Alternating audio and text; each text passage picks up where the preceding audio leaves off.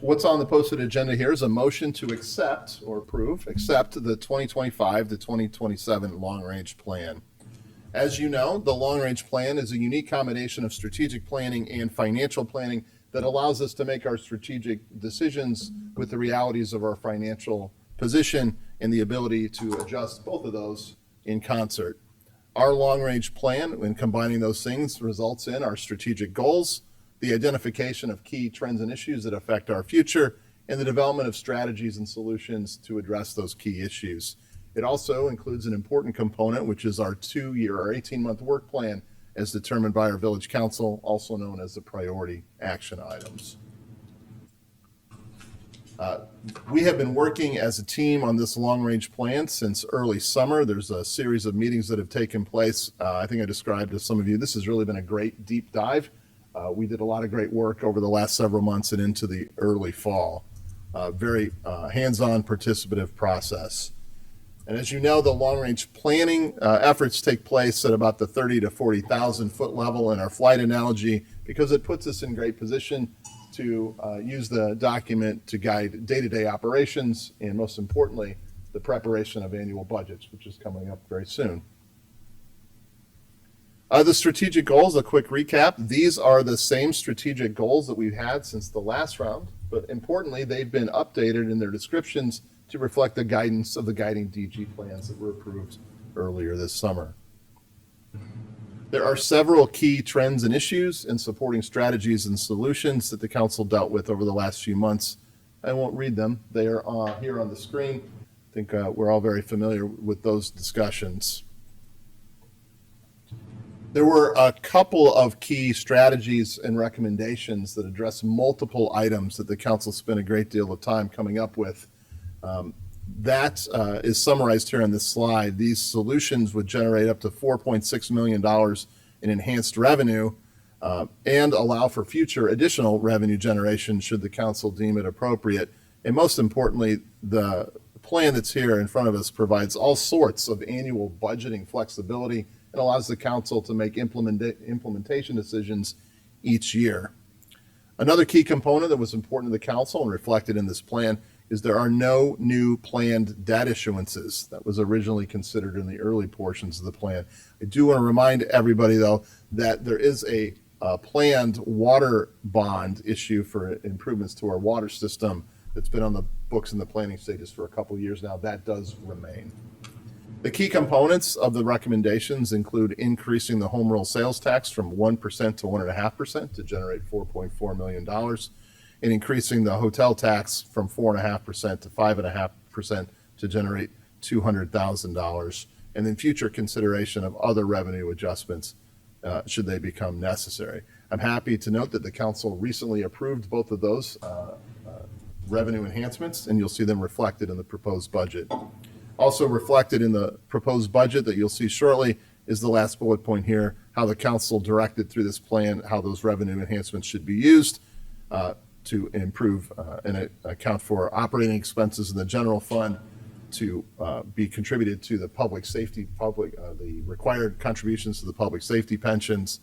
Most importantly, to provide a funding source for the guiding DG projects that are recommended and for ongoing facility maintenance projects. Just a couple of weeks ago, the council identified the priority action items, and they are included in this long-range plan. Staff was asked at that point to make a comment, an assessment of, can we get this done? We think yes. We think this is an appropriately aggressive list in continuation of what we built on in the last round. We did have some clarification of 3 of the projects in their descriptions. The closer they stay to that description, the more likely it is we can complete all of these on schedule. If those deviate in scope to be a little bit wider, we will still take them on. We'll still report out on them. They just may affect the schedule a little bit. As far as next steps, we're asking the council to consider a motion accepting the long-range plan here tonight. If that happens, then we will go on to actually continuing to work and undertake those priority action items. And then continuing with the process that we initiated in the last round, we will go back to our monthly reports starting just next month so the council and the community understand where we are in each of these priority action items with the opportunity to make any adjustments by the council along the way. Another key next step is the consideration of the proposed FY26 municipal budget, which will be published at the end of October, and then public meetings start in November and will carry through to December. And another last next step here is, as always, we revisit the long-range plan every summer for any updates and a deeper dive into the review of how we're doing on our priority action items. Happy to answer any questions the council may have. Thank you, Dave. We get a motion to accept the 25 through 27 long-range plan. I move to accept the 2025 to 2027 long-range plan. Second. Any comments, questions? Yes, Chris, go ahead. thank you. I thought we would be out of here sooner, so this first comment about given the duration of the last meeting may not land as well. But given the duration of the last meeting we had and the relatively good alignment we had on these priority action items, I did not push back on any items that I thought were worthy of pushing back on that didn't quite have the votes from last time. However, since then, and I've shared this with all of you since then, I've taken a more closer look at the data coming from our social worker being reported out through the Human Services Committee. And I would just be remiss if I didn't take one more shot to make an effort about adding more social service support as an item for priority action item, and why I think it's important to reconsider. Downers Grove Social Services are essentially senior services, and I was so pleased to hear the robust discussion today about how important it is that we take care of our seniors when it comes to their garbage. I think we should look beyond that. We've had senior discussions around e-bikes on sidewalks, and they're always part of our conversation. And the data just simply underscores this reality. Seniors account for most of our social service referrals, and the senior service referrals are the largest single category that our social worker helps to fulfill. And I think enhancing our work here is not just sort of this abstract policy, but it's been a real tangible way we've had an impact on a number of people's lives here in town. The overall growth for referrals, not just seniors, but overall, it was 41% year over year. For seniors, it was 70% year over year. So year to date, goes back to August, because I think that's the last number, but year to date, to then, we've had 70% more requests for help from seniors. And our acceptance rate has actually improved, which is a testament to Heather, but has gone from 95 to 97%. So not only are more seeking, but a higher percentage are meeting, we're able to successfully connect them with those services. It certainly doesn't just stop with seniors. We've got more than a quarter coming for residents under 60, needs like transportation, mental health, housing, go across all the age groups. And I think if we broaden our lens on this, I think we can strengthen our village's ability to serve everyone equitably while still addressing the priorities that are mostly raised. I have raised this with staff. I know staff has talked to each of you about the capacity of Heather, but I still have a concern. It's not any comment on her. She is knocking it out of the park. But she's handled 95% of those referrals herself. And the program is essentially being carried by a single individual. And I run a service business. Departments of one are difficult to maintain. They're difficult to enhance and grow. And I think rarely a good idea for sustaining something. So to me, I think it is also a statement on our commitment to this. And I would rather look at this as like what more we can do rather than what can we handle with what we have. Again, not to diminish any of Heather's work. I'm more interested in amplifying that work. I'm a little concerned that we've sort of checked the social box or the social worker box. And I just want to make sure that that still stays front of mind for us. I view this as a priority action item, to perhaps work with Heather and staff and maybe even the Human Services Committee to get a full understanding of the current state, what the opportunities are, what some of the threats are, to come up with some ways that we can help the community in more ways. Since we didn't really have a discussion about this, and candidly, none of you replied to my email, I'm going to put you on the spot. Because I just think I'd like to get your feedback and your thoughts on that after hearing that, and see if it's possible that we could add something. One other thing I would add is a couple of the items on this list that we have already. Well, the solid waste contract I thought was going to be much further along. I was going to say that one's almost done, not so much, but the micromobility one is basically done as of tonight. So it sort of adds to our, I would say, maybe an open slot. So anyhow, I just thought I wanted to throw that out there based on your responses. And not sure I've got a whole lot of traction behind it, but I would be absolutely remiss if I did not raise that tonight. Leslie, go ahead. I do want to point out that we haven't even begun our education campaign for the micro mobility devices, so there's still a lot of work to be done there, I think. Yeah. So I do want to point that out. I do not disagree that we probably need to take a look at a department of one. But I do know that the township is heavily focused on senior services, and I do wonder if perhaps we look at how we can coordinate better with them so that we're not duplicating efforts. And I do also want to point out that the new DuPage County Community Resource Center just opened, which will help with a lot of some of the mental health concerns. And then, of course, we also have the attainable housing study that will be on here that hopefully will get us started of what we're looking for in terms of difficulties with housing. So where I'm at is I wonder if this is actually maybe something that is better taken up with the Human Services Commission to, again, see where there are gaps or ways in which maybe we could work better with some of those groups to make it more efficient. And I think that honestly would be a part of the enhance the engagement of boards and commissions, to help us kind of get a lay of the land to see exactly where we might want to put those efforts. I think I'm interested in kind of hearing from them and hearing more from the new CRC and the township to see what those efforts might look like, but I don't necessarily know that that's going to be an action item for us. I would just like to perhaps engage the Human Services Commission more on some of these topics. Anyone else? Mike?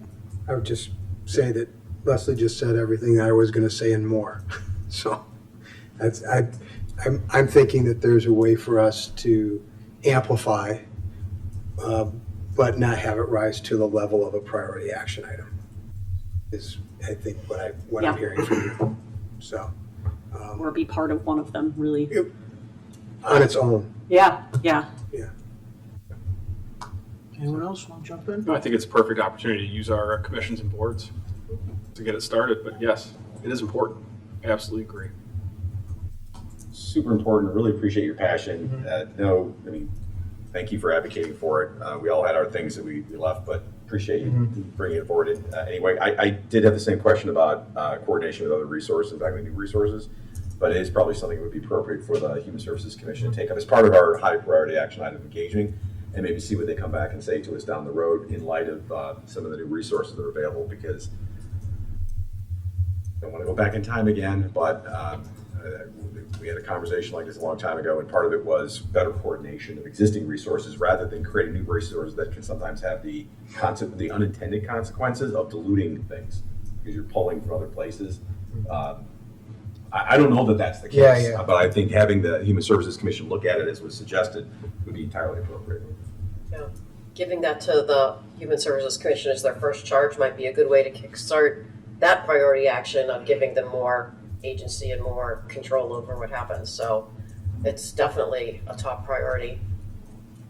And like you said, not only for seniors, but everybody. I mean, Right. We're living in a time of mental health crisis affecting every demographic. Yep. And it's certainly important. Absolutely. So I'm going to suggest that be added to the list because it sounds like it is a council priority and you want it to go to the Human Service Commission and staff will play a role in that. So that's what I'm hearing from the group, right? If it rises to that Can level. I ask what that is? What are we adding? Yeah, I do. What, I'm not trying to be a stick in the mud here, but we heard some statistics that there's a lot of work being done. We heard from staff that there was not a current concern about capacity. We know that the township's primary focus from a human services standpoint is in fact senior services. I suspect they end up being probably the most often referred asset or resource. Are we talking about, I don't understand what we're talking about. Are we talking about, when I hear a team of one, are we talking about transition planning? Are we talking about backup planning? What are we talking about? I think all of the calls for service that we've gotten have been met without any gaps. I think we believe that the team doing that, which is a team of one, but it's not, right? It's team of one on the front end, but there's other resources. But Are there? is able to successfully both identify people, which comes through a variety of ways, and make some analysis, connection, and recommendation, and still has capacity to do more. So I'm not sure I understand what that is that would go to Human Services Commission. What is that? I would view this as a priority action item to ask Heather and the Human Services Committee to provide us with a current state, what are the threats and opportunities, and perhaps even the work that was done in 2019, because back then we had about 15 recommendations back then, and come up with recommendations on what more we can do for our community as it pertains to So social services. that is then absolutely would be a high priority action item. It also is, I think, I would suggest, if we're going to refer to 2019, it's way more than asking the Human Services Commission to consider resources. There's a I lot of agree. research there. Yeah, I agree. So that's just. I mean, so for my clarification, I was interested in just kind of starting with what the resources are and if, they thought there was any gap. And I guess if I could get clarification of what level of information would take it from just normal Human Services Commission work to a high priority action item, so I can just understand that. So I don't know for sure. Just from experience, it's been an effort both from the commission and the staff to work together to get us where we're at today. If it helps, the description that we used when we were considering the list back on September 4th was this description. This project consists of enhancing the existing social services referral program currently operated by the village. The goal is to increase the number of referrals provided and the acceptance rate. Got it. So that, yeah, I'm kind of suggesting a step or two below that. Got it. More of kind of an analysis of where we are and if we really think that from our Human Services Commission and maybe reconnecting with the township, we have, new staff there, and we have a brand new community resource center. I would just kind of like to get the lay of the land of how we are all working together and making things efficient. So much like we did with the presentations where they came in. So I'm not looking to necessarily within the next 2 years enhance it and add people. I'd rather kind of just get more of a, with these new services, where are we? Got it. Thank you. If we were looking for improved sort of visibility to the council, that to me seems like a pretty straightforward thing. It seems like reporting, if you Yeah. will, Yeah. right? That's kind of. I'm pretty skeptical that we have, that there's not, so if we had a gap, or we had a problem getting work done, or we had a problem with, there was a void somewhere in the system, I'm just sitting here thinking we'd be hearing about it. I don't know why we would think that we wouldn't. We have a full-time professional with all the credentials and all the last 3 years of successes. Boy, if there was something missing, we'd be hearing about it. If there was a, hey, I keep running my head into the wall on this subject, we'd hear about that. if we think as a matter of oversight, we want a little more visibility, I wholeheartedly support that. We get that from a variety of fronts throughout the organization. But I'm unconvinced that the description of enhancing services and looking for ways to enhance services is something that we should be adding to our list. Mike? I just want to say that, I mean, this is very worthy. We had a lot of worthy things, and we went through and we ranked things, and, you know, we came up with a list. And if we throw something more on the list, we're going to be in the same situation we were before, where we're going to have 2 or 3 things that aren't going to get done. And so I'm very hesitant to add another priority action item to the list we have right now. And I just want to say that. I would not call it a high priority action item, because what was described is not what I was signing on to. Yeah. What I was saying that could be done, and I assume could be done in the ordinary course of a board and commission's year-long Right. meetings, Yes. is they could look at some of the issues that Commissioner Sadowski, you did mention. I wasn't looking at anything that would add any more resources. The description was figure out how to add a resource and do things with it, which is worthy, but not on the list because other things are on the list, and that doesn't mean we don't continue to talk about it. Absolutely. Mayor? Yeah. Yeah, thanks. Yeah, we look at it a little differently, no surprise. I don't think you look at a 70% increase in referral requests and say that we just wait for something to fall off before we look at it. So I've made my case. It's clearly not going to make it, but I appreciate the input. Thank you. We still have a motion on the floor. Leslie? Yes. One question I have about the public art program.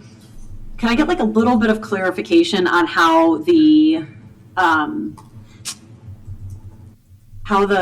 commissioning and selection would happen with staff? Like, is there kind of like an open RFP? Who can kind of respond to that? Can certain artists, or does it have to be a large company? Like, can you give me a little bit more information about that? Right. I think if we were to undertake the Develop a Public Art program with a focus starting first with the project participants being the council and the staff, we would model it much like we did with the Blackburn Plaza right out here. And that would be village initiated, probably include some sort of RFP process where we would generally describe the type of art we're looking for and what locations. That would go out to multiple firms, and they would come back to us with a proposal, with a set of proposals. We would take that to the council with the goal of having our first round of public art, probably in the downtown areas, maybe a few others, maybe even by the end of summer, if that's even possible. So the idea is we're just looking at firms, and it couldn't potentially be, say, an individual or like a group. They would go out it would be posted, so anybody I Okay. think would be able to. Okay. Right? But Yeah. the selection itself would Sure. be. Yeah. Okay, so that works for me to start with. I think that is fine. But, I wouldn't be me if I did not say that for the private tree ordinance, I would prefer us to have actual regulations that either, prevent people from removing certain sized trees, or if they do have to remove them, potentially contributing to a fund where we would be able to plant new trees and use it for more of our environmental sustainability projects. And that, to me would look like larger scale projects, not necessarily just one homeowner taking a tree down, but we're talking, when we get these bigger developments, tearing down a house and clear cutting the whole yard, and having some of those discussions. So that's what I would prefer, but again, I can live with either. It's not just you, it's me, and staff knows that I express the same feelings as you.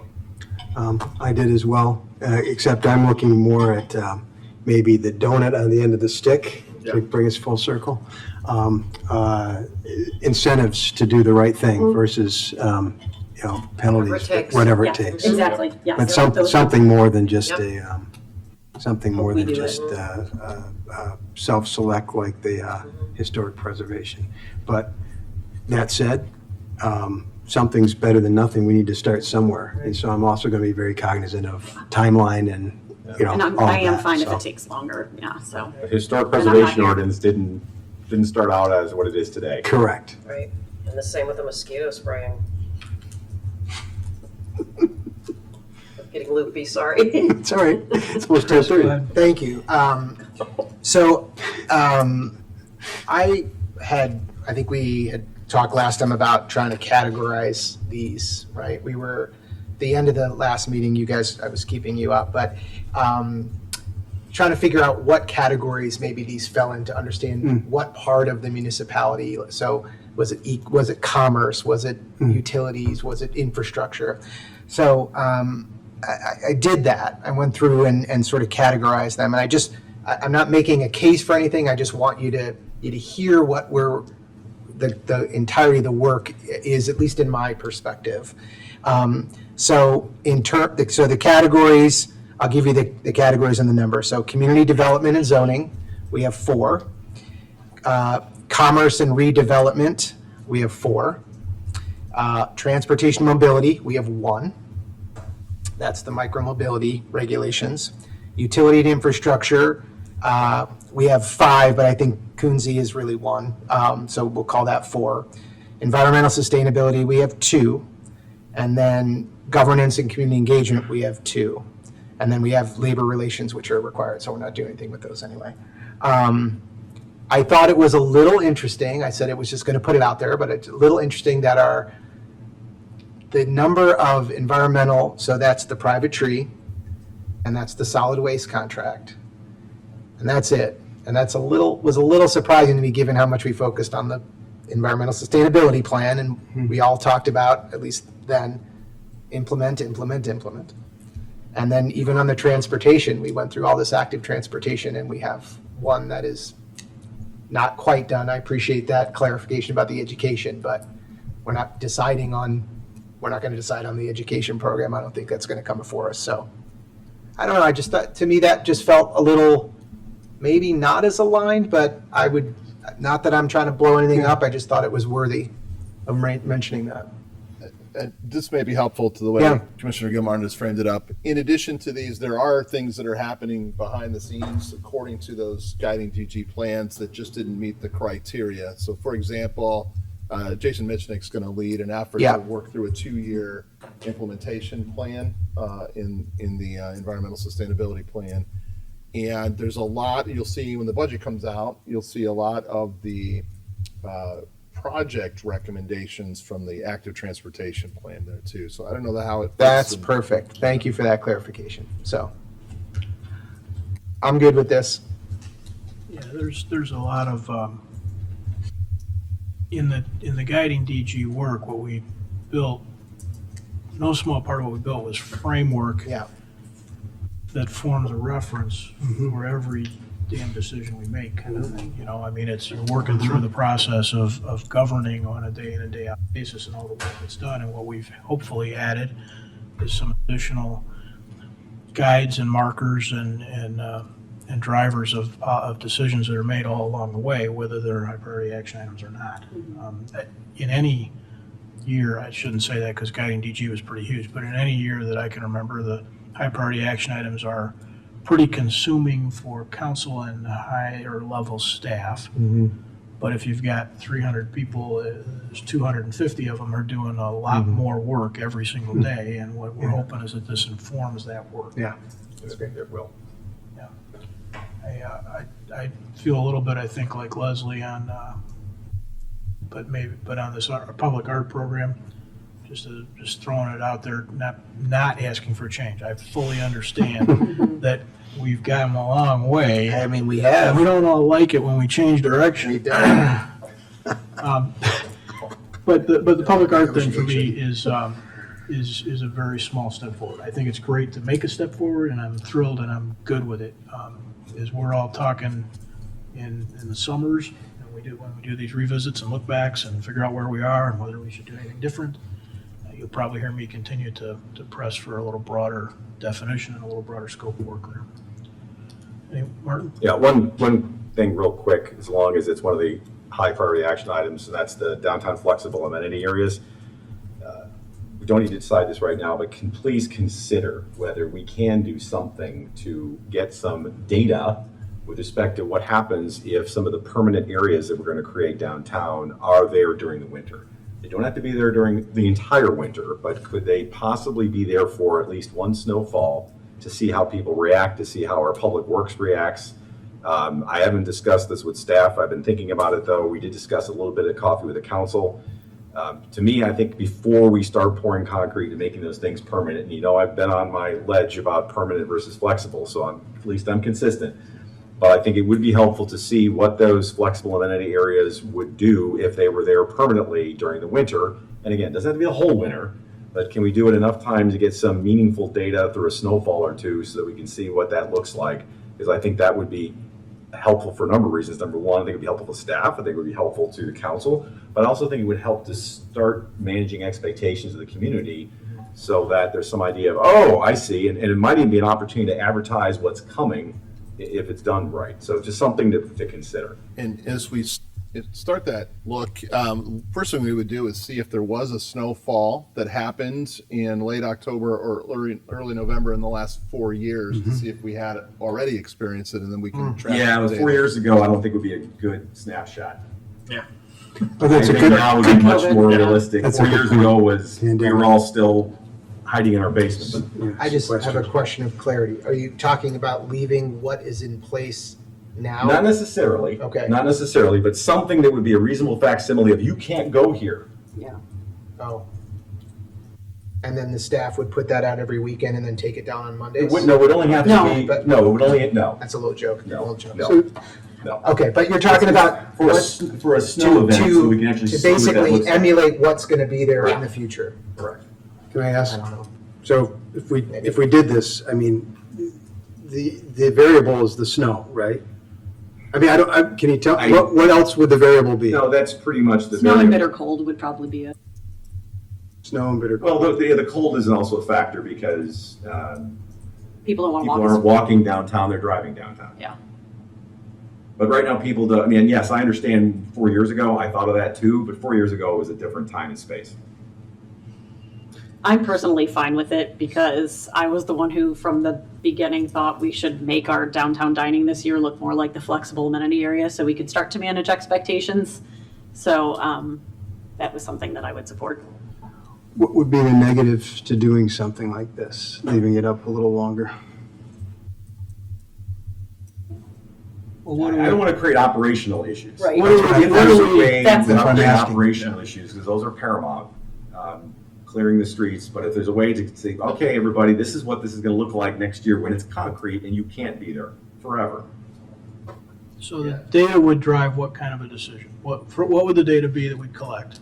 Right. Public opinion or public It's- works operational Both. reactions? Yes, And that would drive what? potential modifications based on real world information and not drawings. Okay. No offense to the drawings are very nice, Yeah. but This is one of those things where I look they're at, two-dimensional, this is going to be three-dimensional. hasn't the train kind of left the For station? me, it's more about managing expectations and That's part of it. and figuring out how to navigate what will be the new normal, is kind of where I'm coming from. And I'm not really looking to make changes. I'm kind of more looking to help bring the community along. Mayor, it sounds like kind of sounds like a setup for a real miscommunication and missing of alignments and expectations.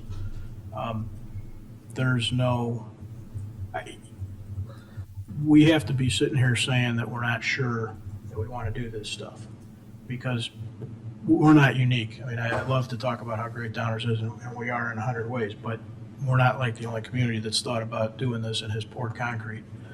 And we're doing it all over the western suburbs. Yep. We're doing it in the exact same climate, the exact same transportation networks and everything. So if we're saying we think we might want to change something based on whatever information we gather, that would seem to me one thing. If we say we're just going to, and I'm not saying that's right or wrong, but that's a possible thing. If we say we just want to sort of help people understand what they're going to expect, that seems like an almost impossible hill because people are going to think that that's a trial of some kind and they can weigh in and do something different. So we just better be pretty clear about what we say when we put a temporary thing in a new spot. Based on what I'm hearing, I'm not in support of this. I just come out and say it, I'm not in support of it.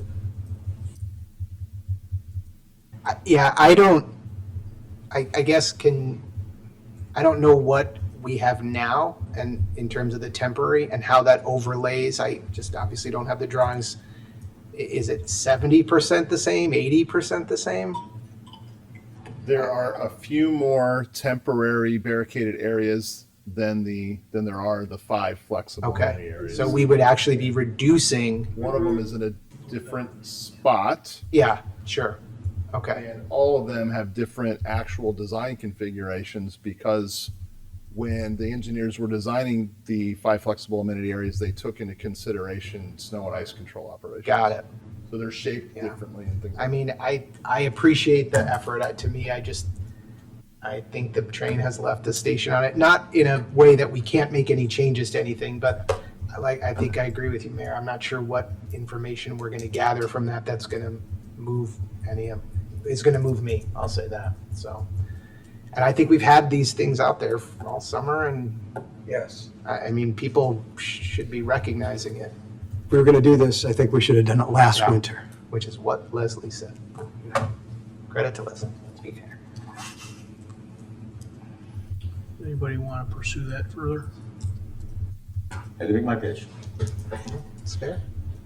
That's what we're doing. We're all making That's some. it. Say my pitch. They tell you about the social services thing. All right, it's Talk about 10:34. Has anybody got anything else they want to add to this? No. Okay. Any audience comments? Come on down to the microphone. I just want to say, Please come to come. the microphone. People watching from People home. watching can't hear you. I just want to thank all of you for all the hard work you do. I mean, I was involved in PTA and all that kind of stuff, and with Countryside and Stickney and all. It's a lot of hard work, and I'm hoping that everybody appreciates all of you because you do a good job. And thank you. Oh, thank you very much. Have a good night. Go home. Okay. Rosa, call the roll, please. Commissioner Sadowski Fugit, Aye. Commissioner Tully, Aye. Commissioner Rowe, Aye. Commissioner Sarver, Aye. Commissioner Davenport, Aye. Commissioner Gilmartin, Aye. Mayor Barnett. Aye. That passes unanimously. Just a quick note, there's so many people on the staff that are behind this in the long-range plan. I don't have them all written down, but I want to publicly thank everybody on that long-range plan team. There are many, and they do tremendous work, and I just get the privilege of talking about it. So thanks to the LRP team. That ends the manager's report, Mayor. Thank you.